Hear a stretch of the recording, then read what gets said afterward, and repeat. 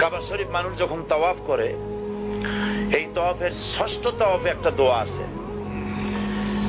এই দোয়া আমি যখনই পড়ি আমি চোখের পানি রাখতে পারি না।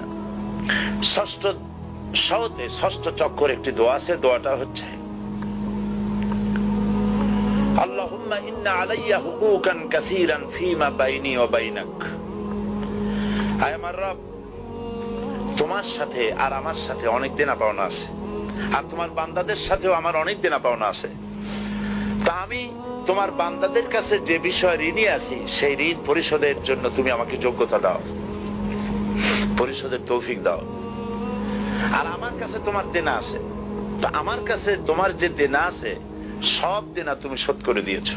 আমার চোখ দিয়েছো, মুখ দিয়েছো, কান দিয়েছো, স্বাস্থ্য দিয়েছো, বউ দিয়েছো, বাচ্চা দিয়েছো, টাকা দিয়েছো। আমার কাছে সৃষ্টি করে তোমার যা দেনা ছিল তুমি সব তো শোধ করে দিয়েছো, কিন্তু তোমার দেনা তো আমি কিছুই শোধ করতে পারি।